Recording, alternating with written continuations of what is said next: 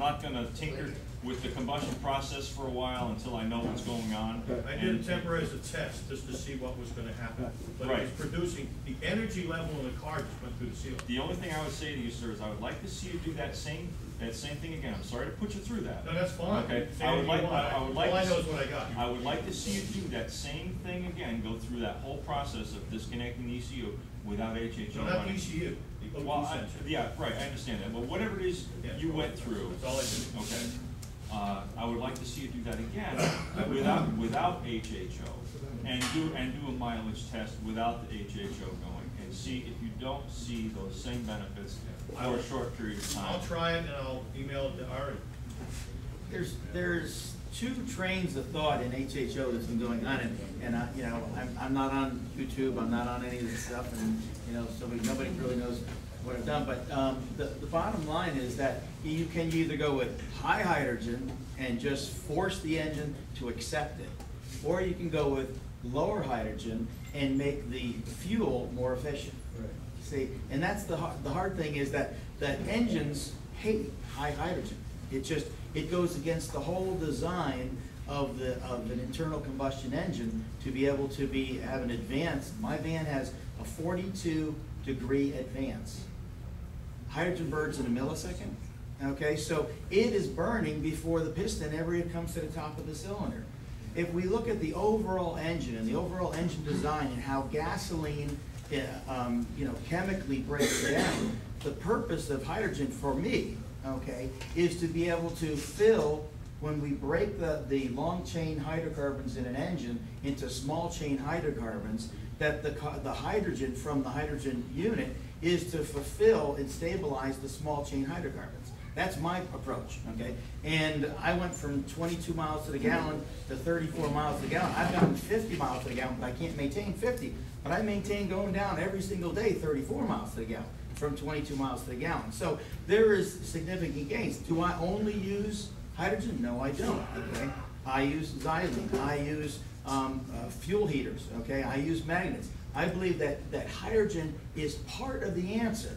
But if we look at any one of the particular issues, we are now looking at that as the mecca instead of looking at, let's incorporate many different, myriad, and that's what the Roundtable is for, is to be able to get many attitudes and avenues to come forward and say, okay, this is one end of the spectrum. Just blow hydrogen into this thing and make it take it. Or let's use a minimal amount of hydrogen that will make the combustion process more effective and utilize the fuel. Because we're not talking about a 100% hydrogen engine here. We're Right. talking about a gas-driven engine that is going to incorporate hydrogen to make it more effective. And to be perfectly honest with you, why I'm a minimalist, okay, is because how many people driving a soccer mom car is going to mount an alternator this big, okay? They're not going to do it. So for me to have a 3/4 or a liter per minute or a liter per minute fuel cell that is incorporating magnets, heaters, break down the fuel is the most effective possible way. Break it down to a fuel that can now be burned in the engine instead of the catalytic converter. That, to me, that's my whole focus and my whole direction. So I'm not going to be building 10-liter units unless I'm driving, like I'm working on an 83-foot boat. I need 10 liters a minute for a monster engine.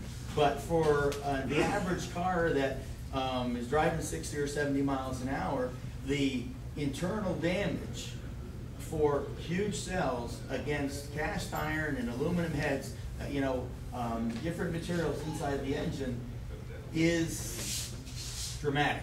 The chances of it skyrocket with large volumes. So I'm not a large volume guy. I'm a minimalist. For further clarification, everything that you said, I did. I put Kiker wires on. I've got the enhanced PVC. I've got magnets on the line. I've got the fuel heater. Right. I did everything that was said in the book. I followed the book right to the letter. Great.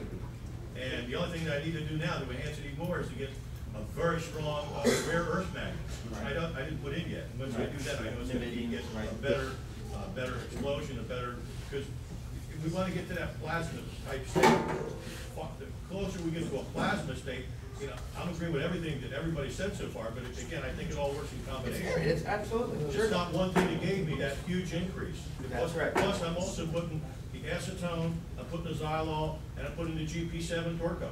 Right. All Now, that's going in the engine. yeah, acetone, really phase out of acetone, guys. Only a little bit. I know, no, even a little bit. It interacts with the alcohol. Before pre-alcohol, there was no problem. We used acetone since the 60s, okay? But when you start using acetone with alcohol, it dramatically starts affecting seal life. So just, you know, just as a word of caution with acetone, that you're going to be affecting seal life long term. But the xylene, I've never seen any data that the xylene has just been 2 ounces per 10 gallons. Is that what all of us pretty much are agreeing on now for the xylene in the gasoline? Really is an effective way of breaking up long chain molecules. We have garbage gas today.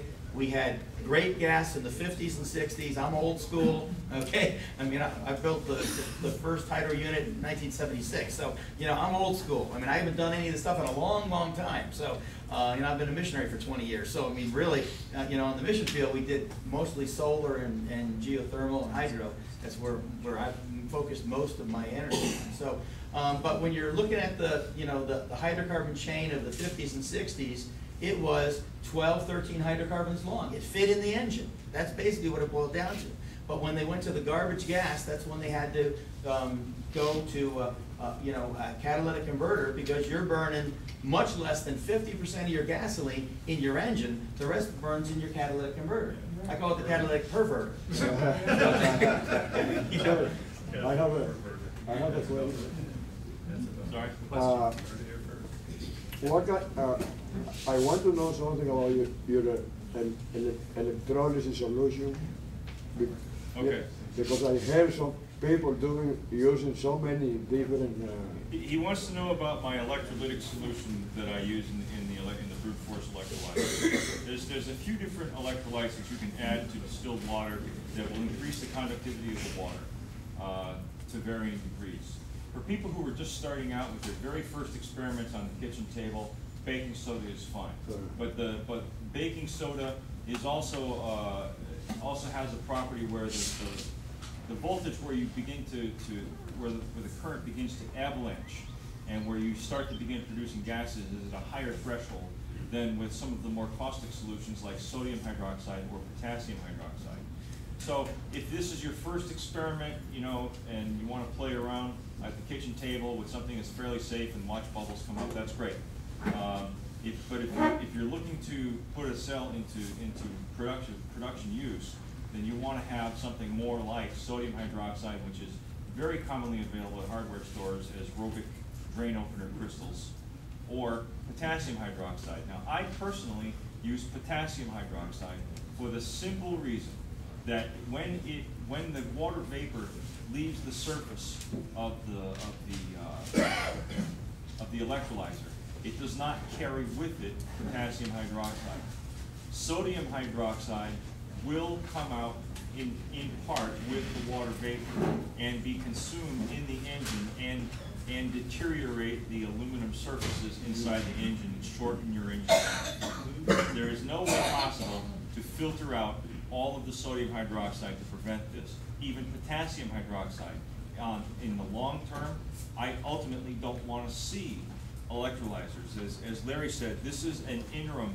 This is an interim technology that is getting us from point A to point B. But ultimately, I want to see hydrogen electrolysis take place with a dry cell.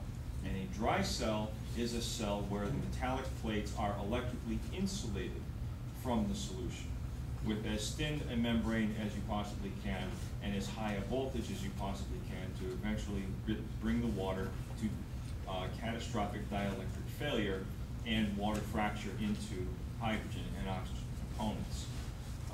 Professor, you've been very quiet. I know, he's right.